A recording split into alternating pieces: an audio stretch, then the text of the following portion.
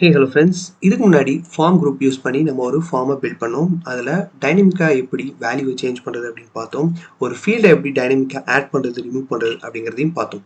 இப்போது இந்த ஃபார்ம் குரூப்பை நம்ம நியூ அப்படிங்கிற கீவேர்டு யூஸ் பண்ணி இந்த கிளாஸுக்கு ஒரு ஆப்ஜெக்ட் கிரியேட் பண்ணியிருக்கோம். அண்ட் இதே மாதிரி ஃபார்ம் கண்ட்ரோலுக்கும் ஒரு ஆப்ஜெக்ட் கிரியேட் பண்ணியிருக்கோம். ஸோ இந்த மாதிரி இல்லாமல் ஒரு டேரெக்டாக நம்மளே ஒரு ஆப்ஜெக்ட் பாஸ் பண்ணுறதுக்கு தான் ஃபார்ம் பில்டரை யூஸ் பண்ண போகிறோம்.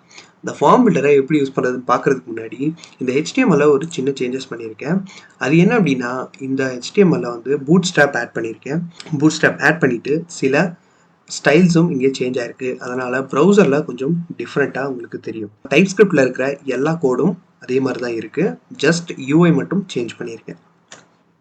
ஸோ ஃபார்ம் பில்டர் கிரியேட் பண்ணுறதுக்கு நம்ம ஃபர்ஸ்ட் கன்ஸ்ட்ரக்டரில் டிபெண்டன்சி இன்ஜெக்ஷனாக ஃபார்ம் பில்டர் அப்படிங்கிறத பாஸ் பண்ணணும். ஸோ ஃபார்ம் பில்டர் அப்படிங்கிறதுக்கு ஷார்ட்கட்டாக FB அப்படின்னு கொடுத்துருக்கேன். இதோட டைப் என்ன அப்படின்னா ஃபார்ம் பில்டர். ஸோ இந்த ஃபார்ம் பில்டர் அப்படிங்கிறது @angular/forms அப்படிங்கிற இந்த ஃபோல்டருக்குள்ளே இருக்கும். ஸோ அதை இப்போது இங்கே பாஸ் பண்ணியிருக்கோம். ஸோ இதை பாஸ் பண்ணும்போது ஃபார்ம் பில்டர் அப்படிங்கிற இதோட இன்ஸ்டன்ஸை ஆங்குலர் ஆட்டோமேட்டிக்காக FB அப்படிங்கிற இந்த வேரியபிள்குள்ளே பாஸ் பண்ணிடும். ஸோ இதைத்தான் நம்ம வந்து டிபெண்டன்சி இன்ஜெக்ஷன் அப்படின்னு சொல்லுவோம். சரி, இப்போ என்ன பண்ண போகிறோம் அப்படின்னா ஃபார்ம் குரூப் அப்படிங்கிறதுக்கு நம்ம ஃபார்ம் பில்டர் யூஸ் பண்ணிவிட்டு டெஃபினேஷன் கொடுக்க போகிறோம். ஸோ இந்த ஃபார்ம் பில்டருக்குள்ளே பார்த்தோன்னா 3 மெத்தட்ஸ் அவைலபிளாக இருக்கும். ஒன்று குரூப், கண்ட்ரோல் அண்ட் அரே. இதில் குரூப் அண்ட் கண்ட்ரோல் அப்படிங்கிறது நம்ம இதுக்கு முன்னாடி ஃபெமிலியர் ஆகிருப்போம். ஸோ இங்கே பார்க்குற இந்த ஃபார்ம் குரூப் அப்படிங்கிறதுக்கான ஷார்ட்கட் தான் இந்த குரூப் அப்படிங்கிற இந்த மெத்தட். ஓகே, இப்போது இதே ஃபார்மை நம்ம ஃபார்ம் பில்டர் வச்சு யூஸ் பண்ணுறதுனால இதை நான் இப்போ கமெண்ட் பண்ணிடுறேன்.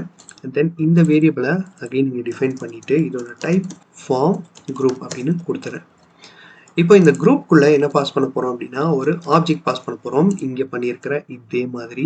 ஸோ இதில் 2 ஃபீல்டு இருக்க போது, ஒன்று இமெயில், இன்னொன்று பாஸ்வேர்டு. இமெயில் அப்படிங்கிறத கொடுக்க போகிறேன். அண்ட் தென் பாஸ்வேர்டு அப்படிங்கிறதையும் கொடுக்க போகிறேன். ஸோ இந்த இமெயில் ஃபீல்டுக்கு ஃபார்ம் கண்ட்ரோல் க்ரியேட் பண்ணணும் இல்லையா, அதனால் ஃபார்ம் பில்டருக்குள்ளே இருக்கிற கண்ட்ரோல்ஸ் அப்படிங்கிற இதை யூஸ் பண்ண போகிறோம். இதுவும் கிட்டத்தட்ட இதே மாதிரி தான். ஃபர்ஸ்ட் ஆர்குமெண்ட் பார்த்தோம் அப்படின்னா இனிஷியல் வேல்யூஸ், செகண்ட் ஆர்குமெண்ட் என்ன அப்படின்னா வேலிடேட்டர்ஸ்.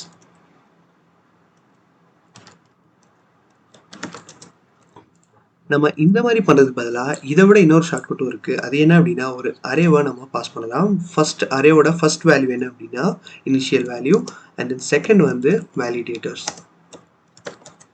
ஓகேவா? ஸோ இந்த மாதிரி பண்ணதுக்கப்புறமா வேறு எல்லா கோடும் அப்படியே தான் இருக்குது. இந்த ஃபார்ம் குரூப்போட வேல்யூ சேஞ்சஸை நம்ம லிசன் பண்ணியிருக்கோம். அண்ட் தென் ஆட் ஃபீல்ட் பண்ணுறோம், ரிமூவ் ஃபீல்ட் பண்ணுறோம். ஓகேவா? ஸோ இது எல்லாமே சேம்.